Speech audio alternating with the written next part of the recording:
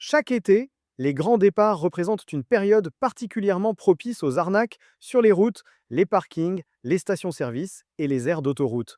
Le but de cette vidéo n'est pas de vous faire peur, la majorité des voyages se passent évidemment très bien, mais certaines méthodes sont tellement bien rodées qu'il vaut mieux les connaître avant d'y être confronté. Et lorsque vous voyagez en van ou en camping-car, vous pouvez représenter une cible encore plus intéressante. Avant de commencer, pensez à vous abonner à Road Trip à bord et mettre un j'aime.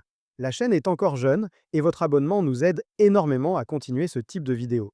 La première arnaque consiste à vous rendre responsable d'un dommage que vous n'avez probablement jamais causé. Cela peut arriver après une manœuvre sur un parking, à la sortie d'une station-service ou directement pendant le trajet.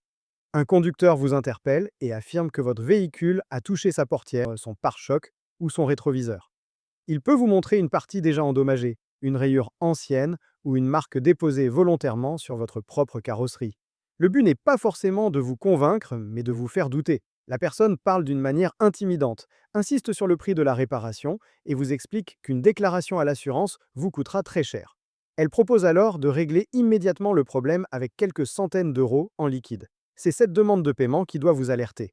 Ne cherchez pas à négocier le prix et ne donnez jamais d'argent sur place. Placez-vous dans une zone fréquentée, prenez des photos des deux véhicules et notez l'immatriculation de l'autre conducteur.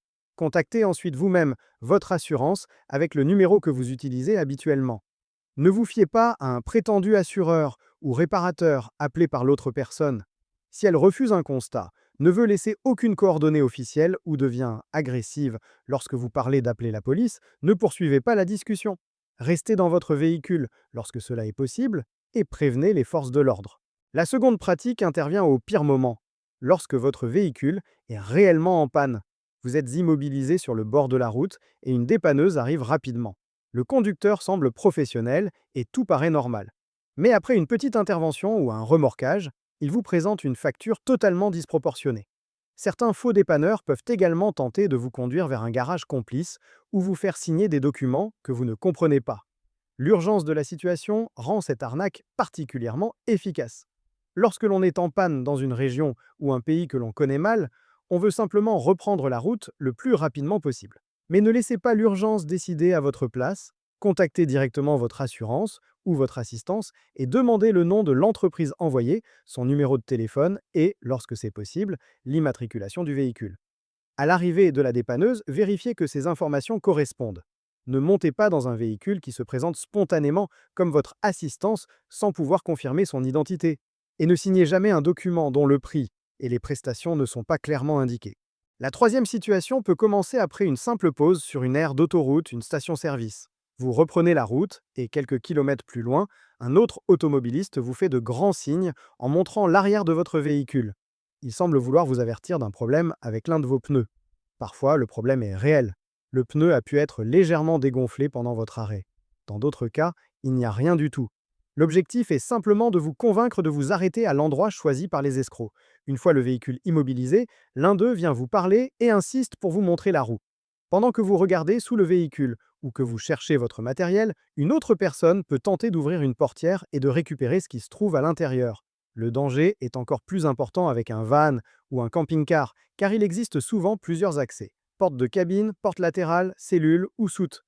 Si un automobiliste vous signale un problème, ne continuez évidemment pas à rouler sans vérifier. Mais lorsque le véhicule reste contrôlable, ne vous arrêtez pas immédiatement sur un bas-côté isolé. Réduisez votre vitesse et rejoignez une zone fréquentée. Avant de sortir, récupérez les clés, le téléphone et les papiers importants. Fermez les fenêtres et verrouillez toutes les portes. Et si la personne qui vous a averti insiste pour rester à proximité, surveillez également ce qui se passe autour du véhicule. Quatrième arnaque. Une personne vous aborde pendant une pause et vous explique qu'elle ne peut plus continuer son voyage. Son portefeuille aurait disparu, sa carte bancaire serait bloquée ou son réservoir serait presque vide.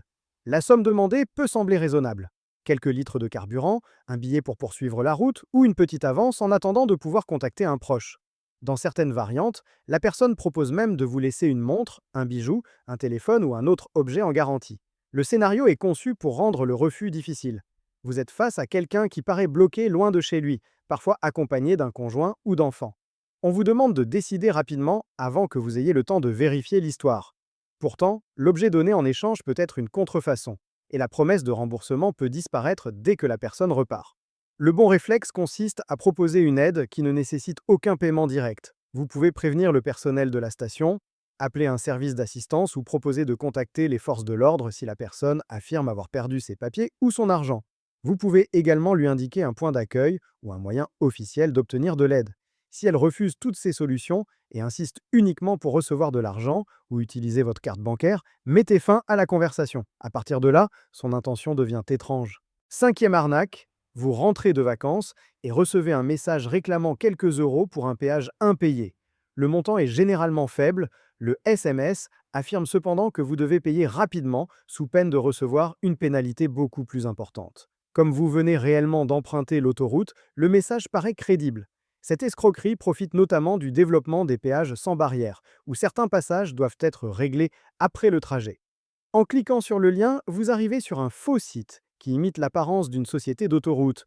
Vous pensez payer quelques euros, mais vous transmettez en réalité vos coordonnées bancaires et vos informations personnelles aux escrocs.